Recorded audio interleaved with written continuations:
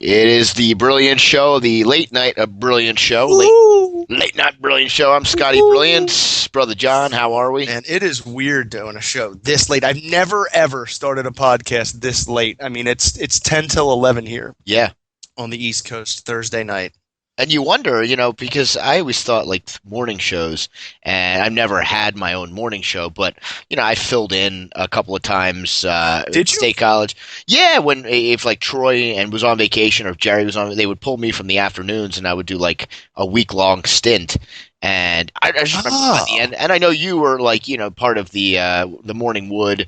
But by the end of the week, like if I would fit, like I guess if you're waking up in the morning, because my old coworker Gina is now doing mornings in Baltimore, and Look at her. yeah, so she's up at like 4, maybe earlier.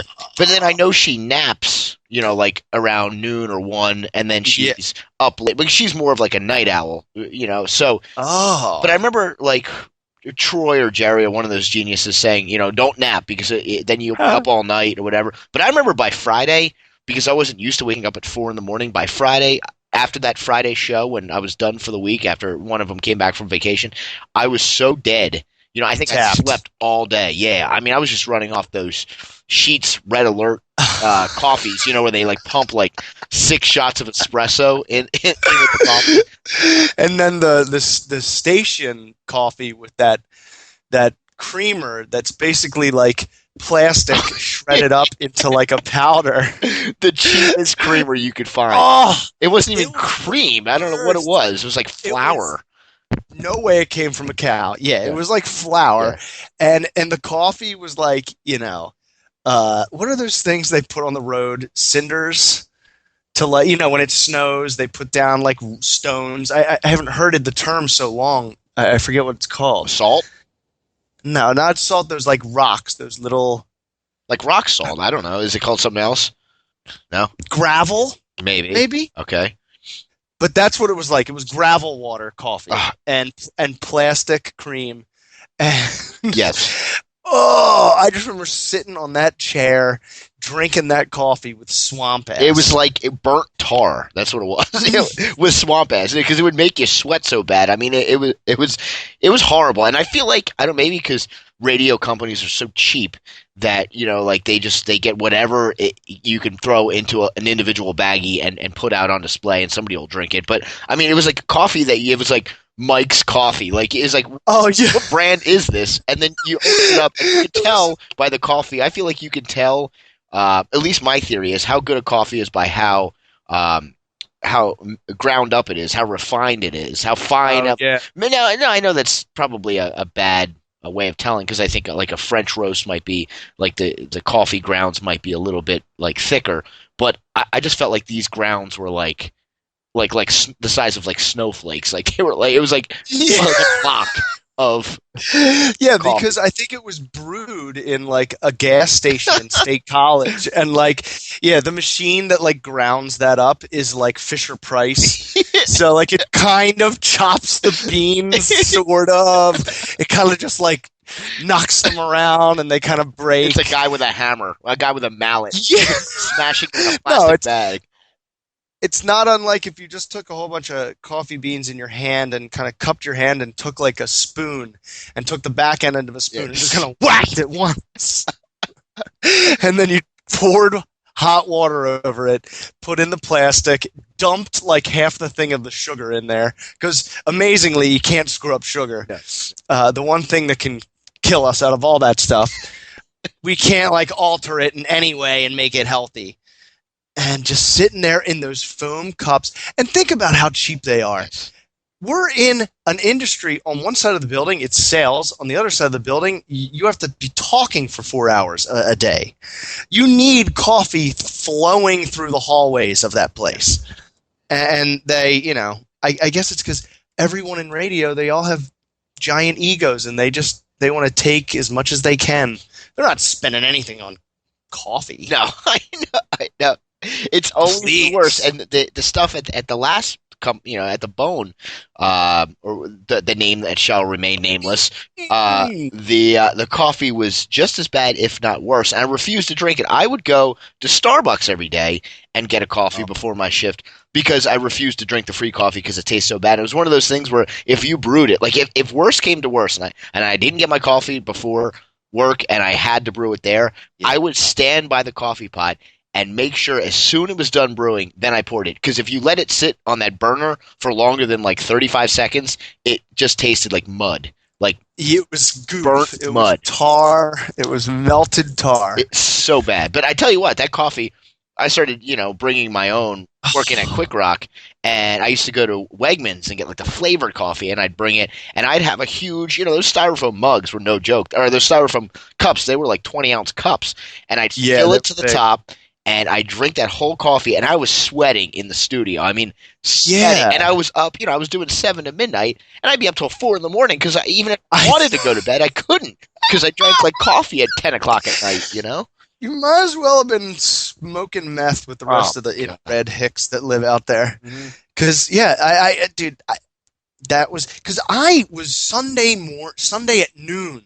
So technically, I had to be there at 11 o'clock to do an hour of pre-show prep, but I, was usually brutally hungover and would roll in there at like 11:59, just kind of hop on and do my thing, and then, put the music on, and then go back and get the coffee because I just never had time to stop and get coffee because I was always hungover and late. Well, there's nowhere to stop on the way. I mean, unless you went to the Sheets on Atherton, but I mean, like anywhere around the building, there was that Unimart where the coffee was just as bad there as it was at the station. I was just going to say they probably got the same coffee as Unimart. Oh God, that same brewery in State College gas station. Remember how bad that because I remember there'd be times where like I didn't have time because God forbid I show up a little later than 2 hours before my shift for some odd reason to prep or to sleep in one of the production studios because that's all I did when I showed up 2 hours before.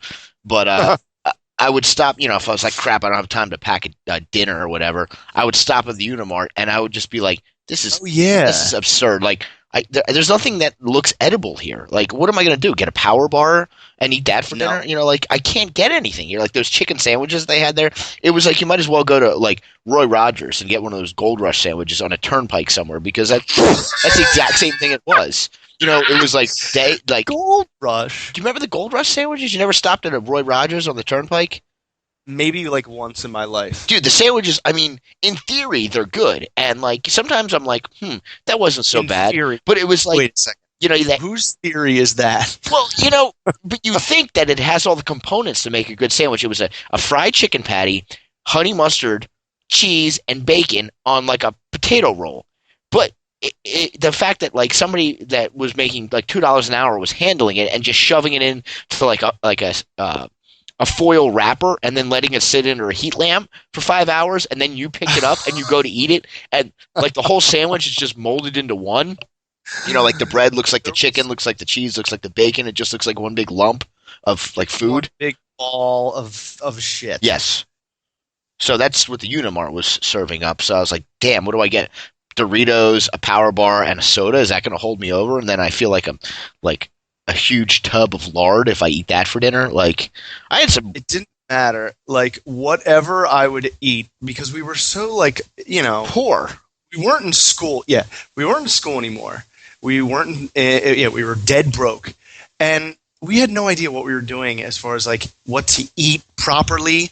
We were still like in party mode. Like I would just like roll out, hungover, get a McDonald's.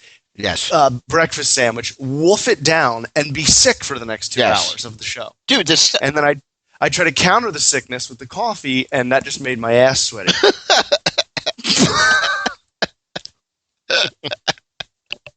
It was so bad. That's one of the side effects of that coffee. Extreme ass sweat. Horrible.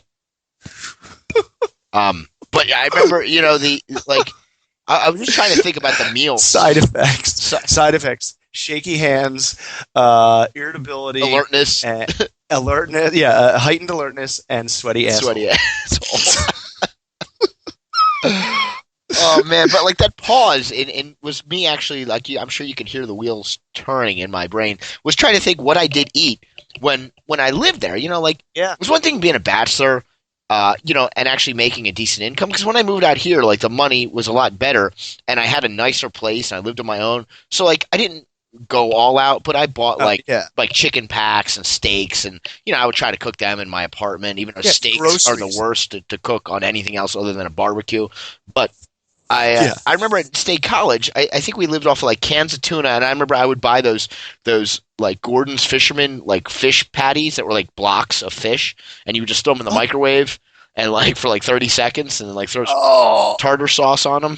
Like oh man, like we did. What else did we eat? I remember like just eating tuna fish and like what tuna else? Fish and like chicken and like I didn't eat breakfast. We didn't even make chicken, dude. I don't remember using any of the the stove, or I mean, use the microwave a lot, but I don't remember cooking anything. Like I don't know what we did. I really don't know. I must have eaten something. I literally have no memory of what food we had in that house. No, neither do I. I remember tuna cans. That's all I remember. I remember tuna. Yeah, I remember. Maybe that's why it's our logo. No, it makes sense. It makes sense. Everybody ate tuna in that house. You would eat tuna. And I think you were the one that told me you taught me to put the mustard in there. Was that you? You put mustard and relish with mustard and relish, a little bit of mustard and relish, and the mayo. That's exactly how I make it now, because I was doing it with mayo and hot sauce, and hot sauce. Yeah, hot sauce Johnson, some hot sauce Johnson. Who's hot sauce Johnson? I just made that up, but I still call it hot sauce. Hot sauce. That turned out pretty well, and then Mike. B Money would take the tuna and completely disregard the fact that tuna has potential to be healthy, and he would slap it on like buttered bread with like whatever other meat patty he could find. Remember, he would make those tuna melts with like a mound of cheese. He would He would melt a stick of butter on a loaf of bread. Take one of those 5-gallon tuna cans, the 5-pounder from Walmart or from Costco, and then melt cheese on top of it, and just put it in the oven. Yes, and it was like an entire cookie tray full of single pieces of bread, butter, tuna, and cheese, and then he would just down them until like 3 a.m. Wake up the next morning, 8-pack with an 8-pack. Oh man, dude, veins, everything. God. Yeah. He never did show us his penis, though. I was always wondering if the stereotype was true. I remember one night he almost did. We were all like hammered, and we were like, "Mutt, come on, let's just see. Is it true?" And he kind of pulled it down halfway, and we saw his penis fro, Okay. but not the penis. Oh man, not the big snake. And Mike's like pure like Nigerian, isn't he? Like he's got to have one down to his knee. He duct tapes it to his thigh. Oh god, that is so funny. Yo, did you hear about this plane crash in Germany? Yes, or actually, it was in France, but it was a German plane. In the mountains of French Alps. Yeah, German. I forget what the German airlines. Germanwings or something like that. Yeah, real good name for an airline. But yeah, I guess evidently the co-pilot wanted to commit suicide and decided to take 150 people out with him. Oh, because I see deliberate attempt to destroy aircraft, and they don't know why. In the black box, it was just like screams, and then that was it. So the co-pilot like secretly crashed the plane. What was the pilot like? He had the thing like on autopilot, and he was just napping. Well, he had those glasses that like Homer Simpson has that makes it look like his eyes are open. For who knows? And the co-pilot's like, "Oh, he's asleep. I want to kill myself. I'm going to pull this lever here." It looks like his eyes are open.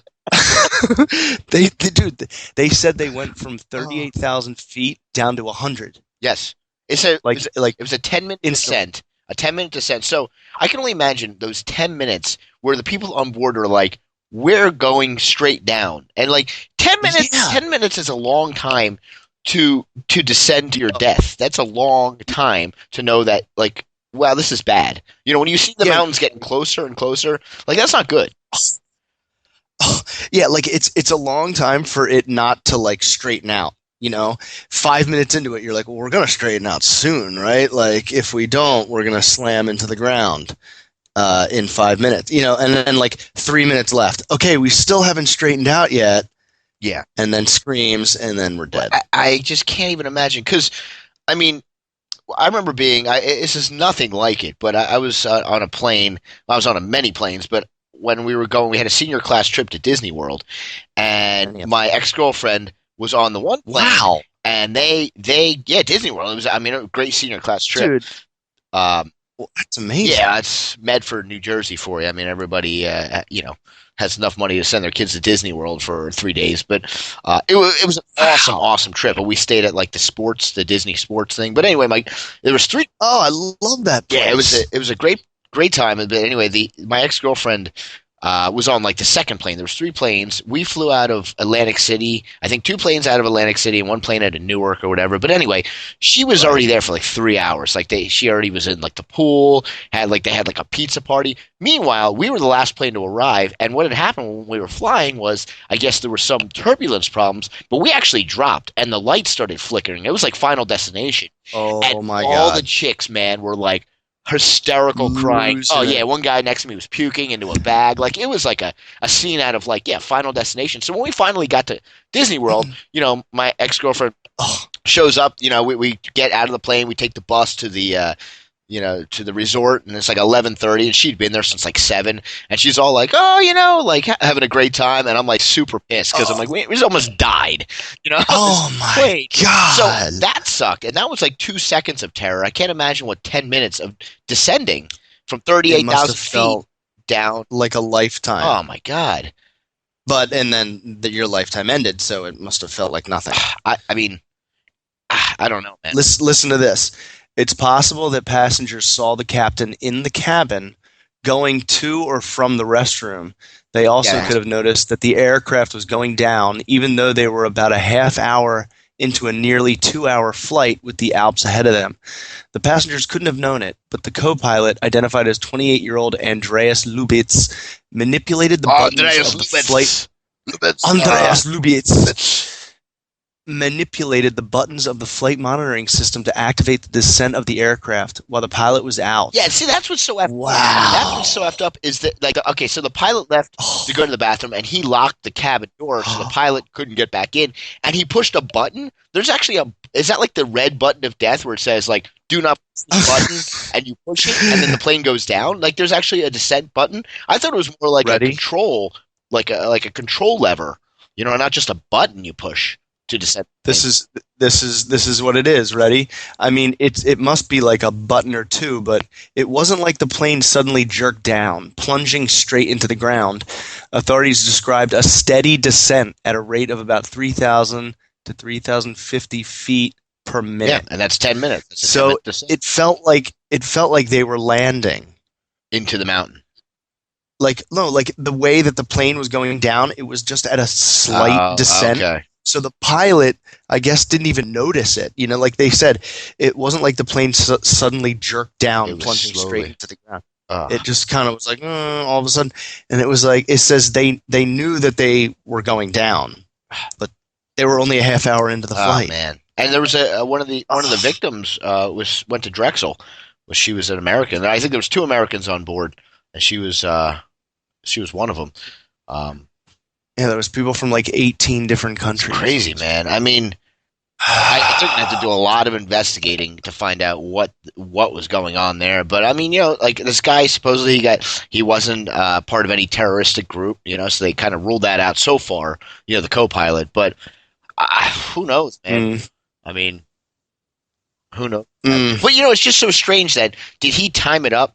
Like, did he know that he was going to take that plane down? So, like, what did he like feed the captain some diuretics or something so that he would have to go take a piss and then he would lock the door? I mean, how did he know if the captain was going to go to the bathroom or not enough for him to leave so he could lock the door?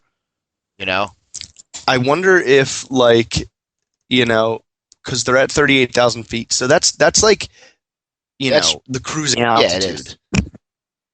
that's when you're like, okay, everybody can turn on all their shit and you can get up and go to the bathroom and we're going to serve food now.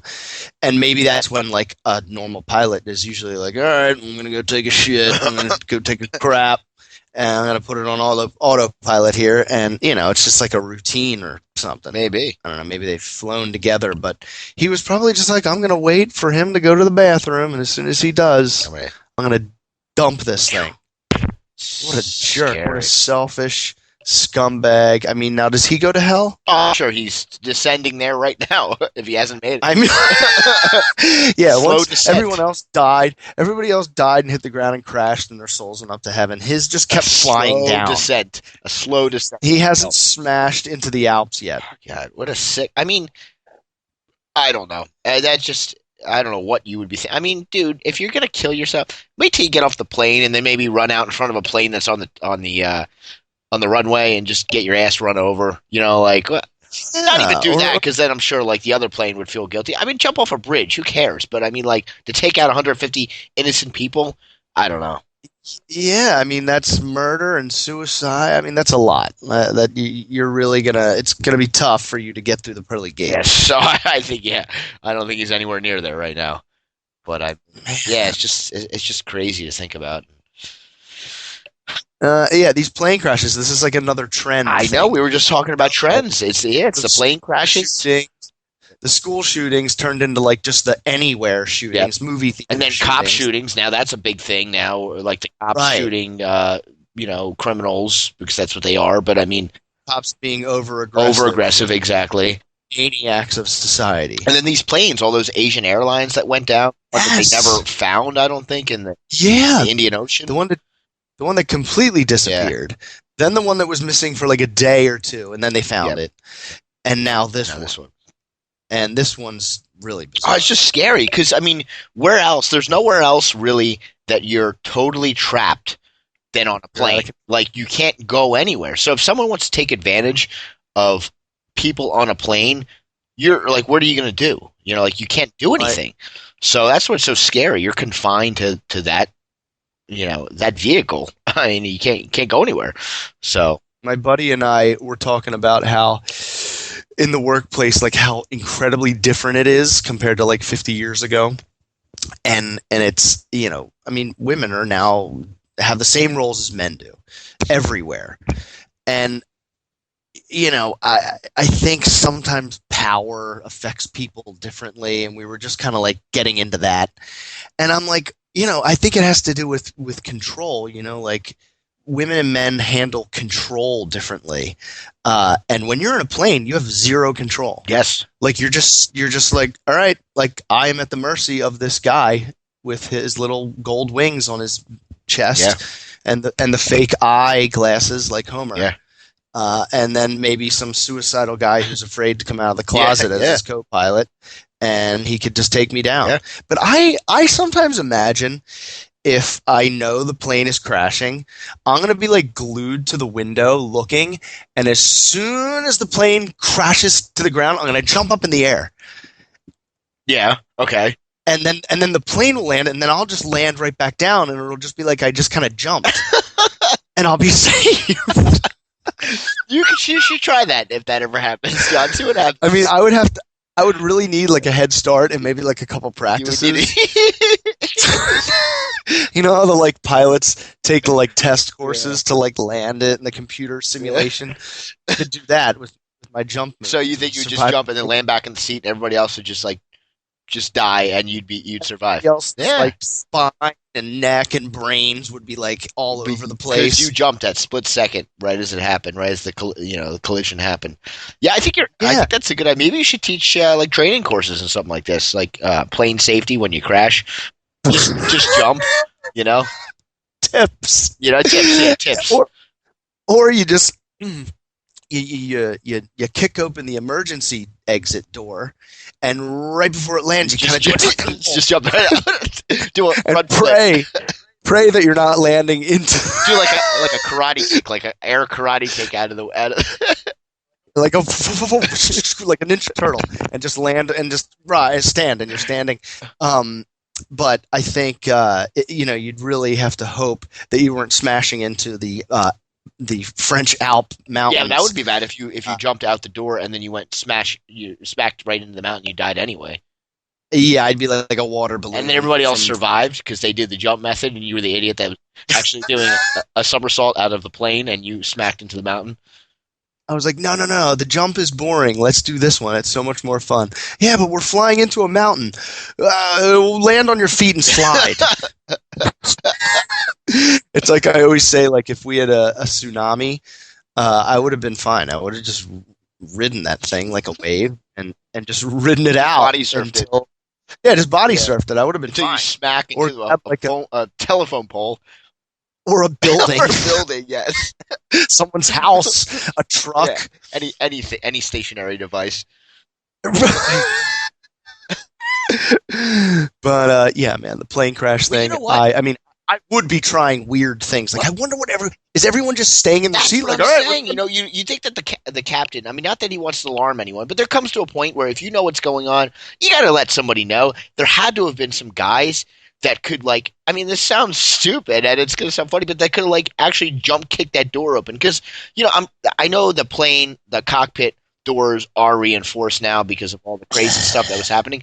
But there's got to be a way that multiple people can bash the thing down, right? I mean, is it like a steel door where you can't get through? Or is it well, isn't there always a marshal on board? I thought there was. I mean, maybe not a German airline, though. That's the problem. Oh, in America we have special forces on the plane just to help out with the citizens. Well, they do that anymore. I don't even know if they do that anymore. I know they did after 9/11, but I don't know if they do it on every flight anymore because now that they like the screening you have to go through just to get on a plane. I mean, I sat next to one time coming back from I don't even know where. But they're not supposed to tell you, but I could just tell. It was a woman, too, so I could tell even more. Yes. You know what I mean? Like a guy could hide it. This woman looked like she could kick my ass. I was like, oh, cool. And I sat one seat away from her. Like we had a row of 3, and there was an empty one in the middle. So plus she had a belt on with a stun gun, a rifle. Well, she may have, but she had a windbreaker kind of jacket thing that covered her up pretty well. Okay. But she looked like she could take you down if you were a terrorist or a gay suicidal cop or a pilot. So we just assume that this guy is gay and he just yeah, I don't know why I threw that in there. Might be onto something. I just feel like a lot of suicides are from that. Yeah, or it just could be the fact that he maybe has been a co-pilot his entire life and still flying a plane but not making what the guy sitting next to him is making, maybe making half that salary. So he's like, what the hell? I'm going to be the co-pilot for the rest of my life. Who cares, Or he could be, right, yes, but what if he's like one of these old guys that has never become a pilot and he's always been a gay co-pilot? And there's this young whippersnapper pilot flying and he's like, you know what? I have had enough. I've had enough being co-pilot next to these snot-nosed brats. And even though I want to blow half of them, I know it's not going to happen. As soon as he goes to take his ugly poop, I'm going to slam this thing into the mountains. I should be laughing at that. I know. Well, you can make a joke at it. And it's just, I'm making a joke of the cowardly pilot that killed 150 people. Yeah, it's that's what I'm making fun of.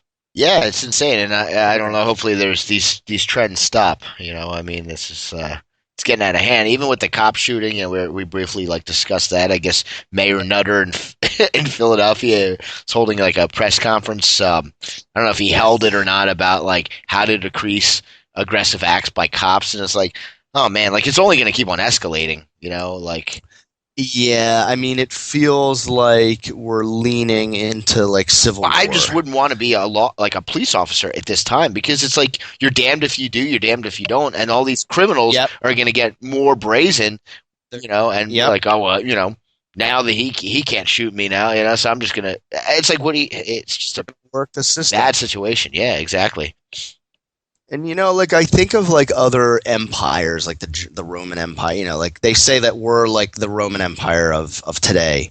And what was their violence like? Like what was their police system like? Was it pretty safe and nonviolent, or was it like insane, where people were dying all the time, but like there was no news department, so no one knew about it? Yeah, I mean, well, probably, yeah. I mean, I think the Like Romans were how do pretty you brutal, keep you know?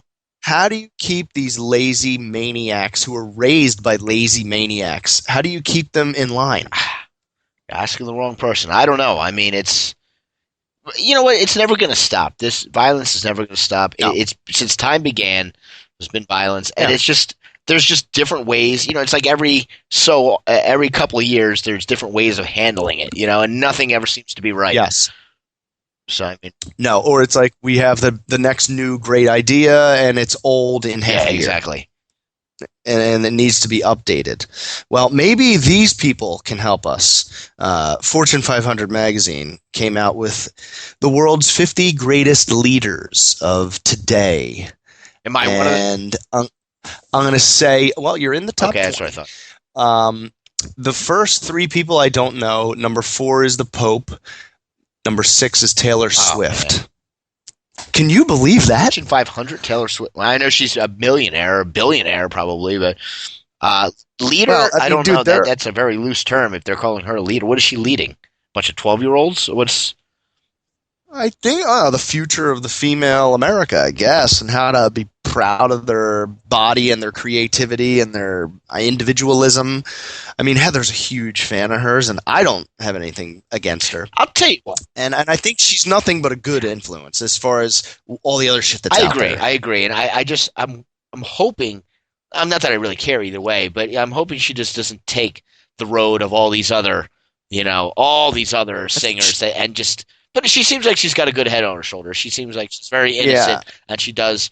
She's not out for a lot of attention. She kind of just like likes her music. She writes her own music, I believe, so that's cool because her songs aren't bad. Her last album, I mean, I hear a lot of her songs on the radio, which I try not to listen to, but I love them. Yeah, they're catchy. Ben, he loves all her songs, and I think. Yeah, I think she's good. I think she's a better role model than a lot of the singers out there now. Miley Cyrus and all those other with that awful Australian chick who thinks she's a rapper. Iggy Azalea or something. Oh my yeah, God. I kind of dig she's her. awful. I saw her perform on Saturday Night Live, and man, she is fun to look at. You think so, man? I think she's like the opposite of what I find attractive. Yeah, I know she's not like my type, but like when I see her move, I'm kind of like, she's interesting. I don't know. I'm intrigued. I don't know as far as skill goes. I wasn't even really paying attention. I wasn't really even listening. I think she's just an awful entertainer, and I was the same way with that other one that raps that is an idiot. DeBrat? Yeah, DeBrat from 1995. No, not DeBrat. The one that's popular nowadays. What's the one? She's got a huge Nicki Minaj à Trois. Yeah. At first I hated her. I'm like, this chick is a joke, and I still don't like her music, but I like to look at her now. She's kind of grown on me. Those huge boobs and that huge ass.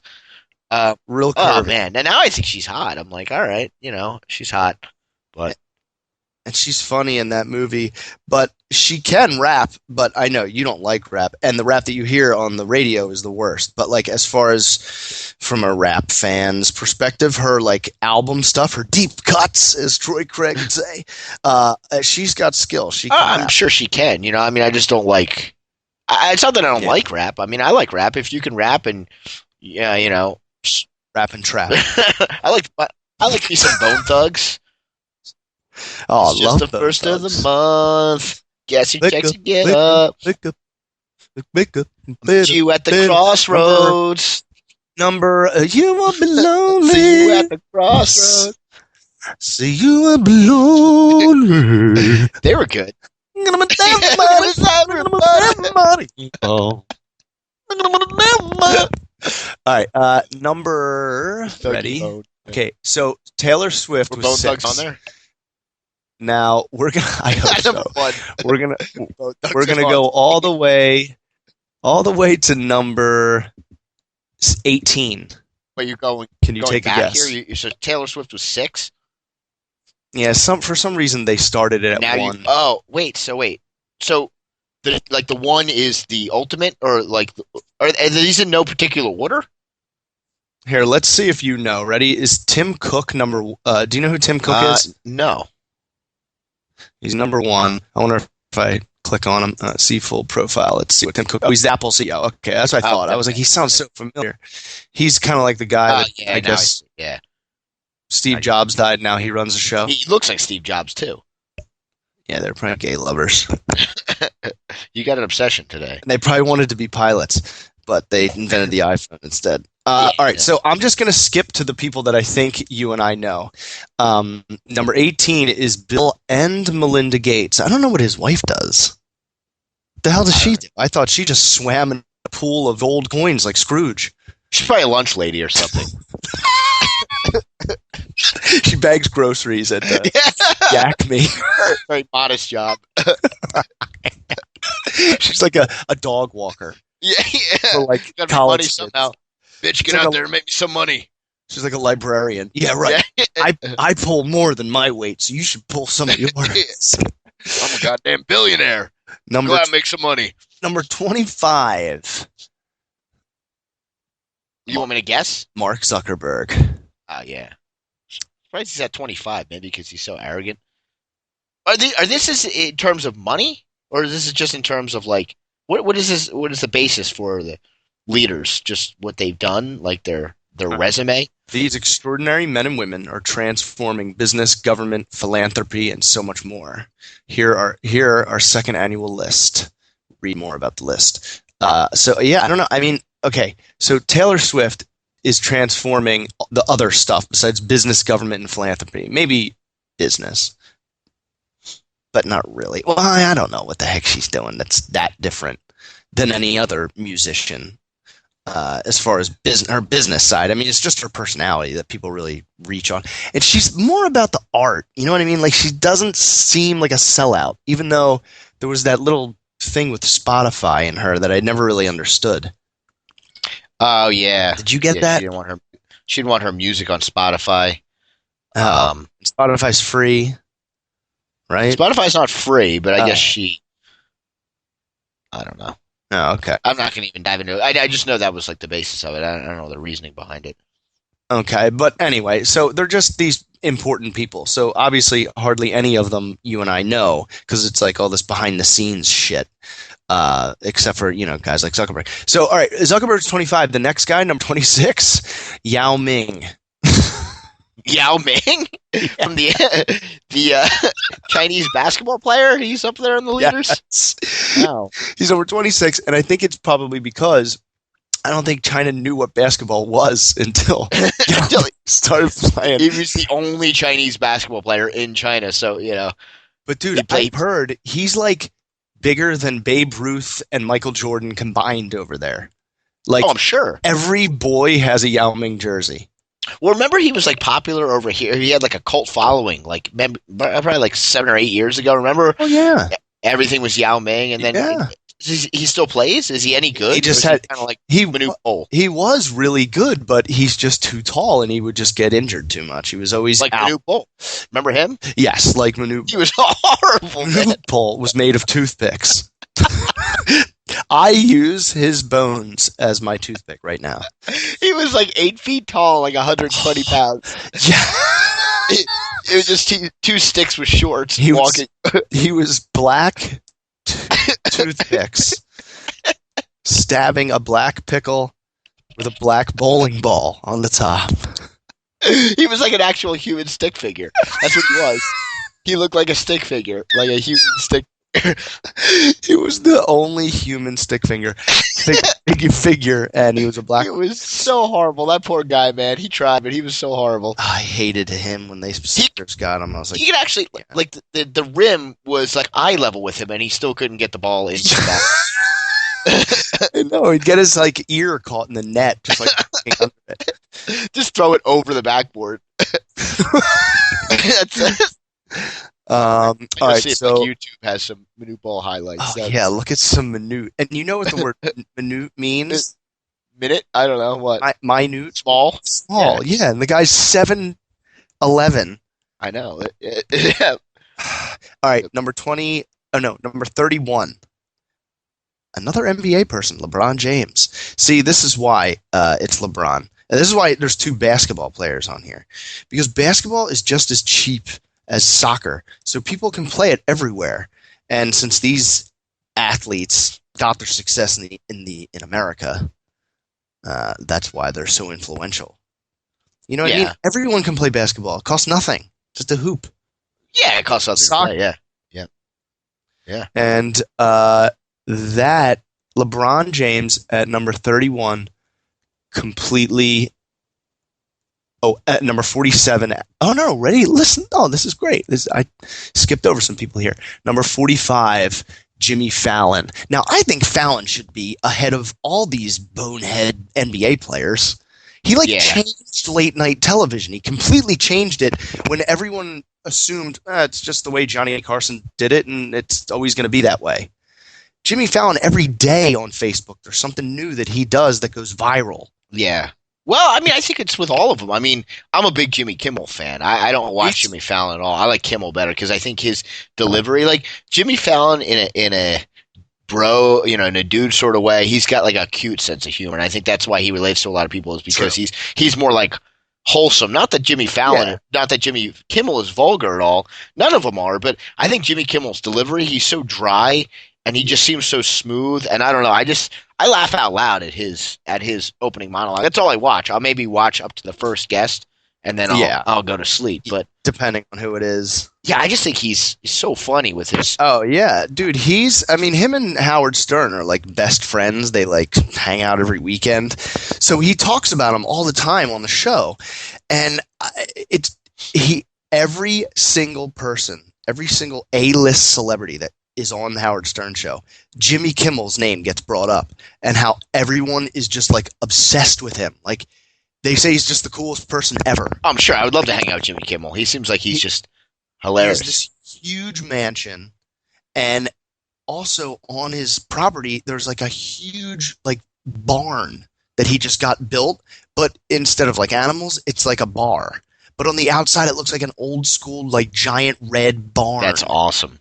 I know. That's really awesome. I agree with you. I think Jimmy Kimmel is amazing, but you're right. Fallon, he took over the Tonight Show. Jimmy Kimmel just got his own show. That's true. Made for him. Yep.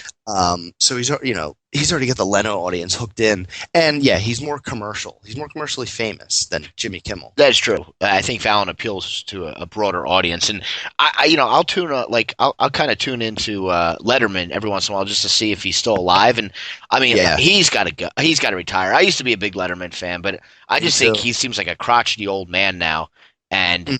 And Leno, I thought was so unfunny. Like, I think I could have done a better job than Jay Leno if I was sleeping. Yeah. Upright. And you had a camera on me. I think without a pillow. Without a pillow, yes.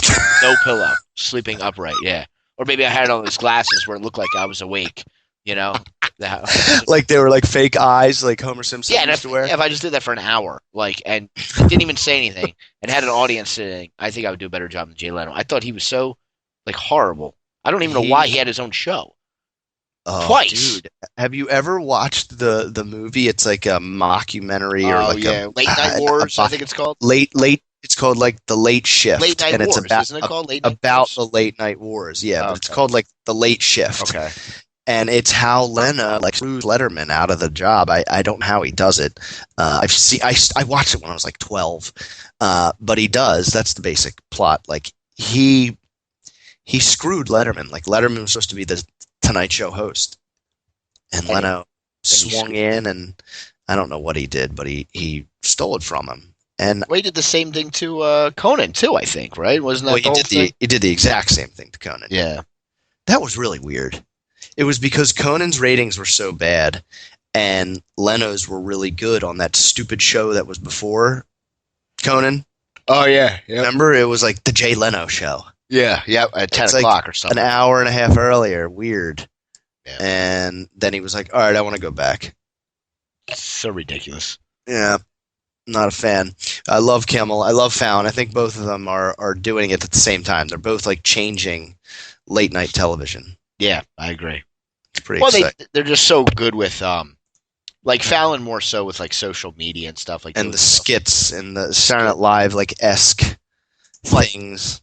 yeah, exactly. And I just think Kimmel. I mean, that one thing that he did where he had that YouTube that he released, or he got his people to release that clip of that girl twerking on YouTube where she was twerking against the wall and she fell through a table and lit herself on fire.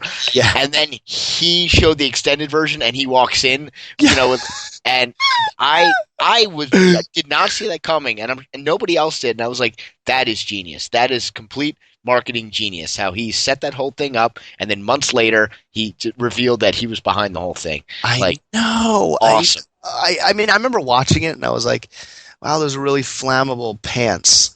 Because, like, her sweatpants, like, caught on fire like a blaze, like from a candle. I was like, but, you never know. And then it, like, died down, and then Jimmy Kimmel comes out, and it looked like they were talking, like, over, across the country over, like, satellite cameras, and she was, like, in the next room. Yeah. Yep. I was like, that was a snake in the mailbox. She was in the next room. Yep, that was awesome. Yeah. Awesome. And speaking of everything was awesome. Everything is awesome. Break. Like Lego movie. Remember that Quick Rock break? Everything you do was awesome. Awesome. Oh, Awesome. yeah. Great. Yeah, that was great sweepers. That was great. Yeah, and they played over and over again. Everything you do was awesome. Awesome. Awesome. Idiots. Yeah, it's horrible. Are you keeping up with? I'm sure you are because you're a basketball fan. How's your March Madness? You're in a pool, I'm sure. First right? time since 7th grade that I didn't do a pool. Really? Yeah, I hated it because you know why, dude? I had the most promising fantasy football season ever. After the draft, my heart was in my throat because of how well I did in the draft. I was like, oh my God, I'm going to win. I'm going to blow everyone away. I had Andrew Luck, Shady McCoy, and Des Bryant, like my first 3 picks. And I won the first 7 games of the season. I was like, this is going to be a domination. And then I lost every game after that. I was like, I am done putting money on predicting sports. Like, I'm done. I'm done trying to prove to my friends that I know more than them. Because it doesn't matter. And I don't even know anything about any of these teams. So I think I did a pool maybe once, and I just guessed. I mean, I don't follow it. I'll watch it. The March Madness when it comes down to it, if it's on. Like I watched the Villanova game where they lost. But it's like idiots. I just whatever. I mean. Yeah, I know. And for some reason, I kind of paid closer attention to it this season, maybe because I've been working from home for the last almost 3 months. So, I've had SportsCenter on, like, I just leave the TV on all day, and whenever I walk by it, I catch things. I would have bet $1 million that Kentucky will win it all, and they're going to. Everyone today thought, oh, West Virginia is going to compete with them. They're up by, like, 30 right now. Kentucky, they're all, like, 6'8" and taller. It's ridiculous. It's like they just dominate you. It's just not going to happen. No one's going to beat them. Yeah. Well, maybe you should have done that pool. You could have won some big bucks. I got one of those. No, because then they would have lost in the first round. Biggest upset in the history of the world. I got that Amazon Fire TV thing. It's like Apple TV kind of. Have you heard of this? No. Amazon Fire. It's like streaming, and it's just a little tiny USB like flash drive. Yeah. I didn't know it was called Fire. Okay, I know what you're talking about. Yeah, you get like Netflix and ESPN, and it is a joy. Wednesday night, Tuesday night, I was like, Heather, I'm like sitting there on my couch, and I'm watching my TV now that I've had for like 8 years. It's nice, but it could use an upgrade. And I'm like, fuck it. I'm just going to go to Best Buy. It was like 8:30 at night. I was like, I'm going to go to Best Buy and see if they've got some TV there, that makes like no sense that I not buy it. You know what I mean? Yeah. Maybe there's some deal there that'll blow my mind. And we went, and there was a 32-inch for $155, and the Amazon thing was $39. And I was like, this is a no-brainer. And now I have it in my office, in my guest room / office. And I've had Lost on since. Of course. I think Tuesday night. It's just been running. Season 2 finale right now. Just streaming constantly. Well, it's cool. After 2 episodes, it'll pause and go, "Are you still watching?" I either press a button or it just sleeps. It's a lost room. I know. Is your wife home? I was just gonna say, I don't know. She texted me at I guess about a half hour ago, and said that she was trying to go as fast as possible in this weather. So I mean, we had our first thunderstorm of the season tonight. Oh, really? Yeah, it thunderstormed here. But yeah, she's not home yet. And it's funny because I wanted to mention at the beginning of the show that she's got a fairly new job. She's been working this job for about 2 months now. She's a marketing manager, but her region, she works in Horsham, but her region is the West Coast. So she's been traveling back and forth like every other week to Salt Lake City, to Phoenix, to Denver. Damn. And these past 2 days, damn. She was in D.C., and she was supposed to have a meeting, like 2 meetings yesterday, and then a meeting this morning and tonight. But the tonight meeting got canceled, so she was all excited because she's like, I'll be able to come home a little earlier. Well, the meeting this morning ended up lasting like 12 hours or something stupid. So she had to go from D.C., she carpooled with some coworkers, D.C. back to Horsham to get her car, and then Horsham back to Easton. So she's on her way back. So yeah, it's been a long, and then she's got to go to work tomorrow. So, whoa! But it's funny because these I kind of like, not that I look forward to her going, but I'm like, all right, I have like 2 nights alone. What do I do? Oh yeah. And I'm like, oh yeah. But I can't really do anything because, like, I mean, not that it's a bad thing, but I have Ben, so it's not like I can be like, I'm gonna go out and party because no, I can't. So I'm like, last night I was like, all right, well, I'm gonna. I actually one of my good friends from home just had a birthday, so I found all these. My best friend from home, Matt, you met him a couple times. I found all these pictures of us that I was going through trying to organize like all this crap that I have downstairs. And I found boxes of like pictures that I took in high school and college. That's why I was sending you random pictures earlier today because I found these pictures. So I wanted to send them to him. I said, "Yo," because there's some stupid pictures. So like I mailed him a card with these pictures. So last night I was like, "Yeah, what am I gonna do? Maybe I'll put on like some sort of like stupid horror movie that Natalie would never watch."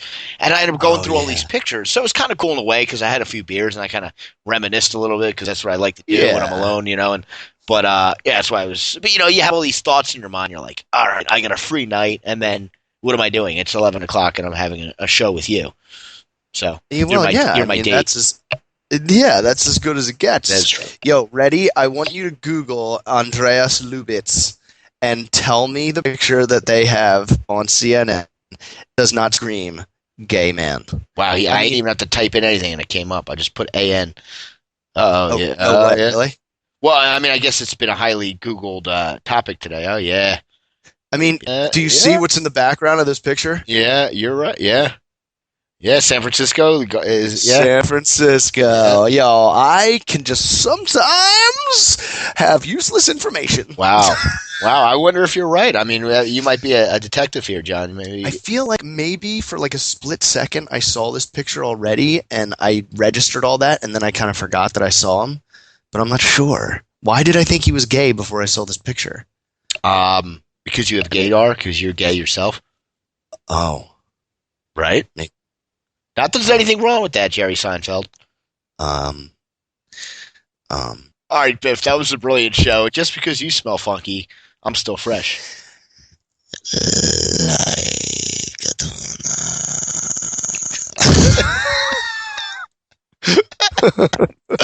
tuna.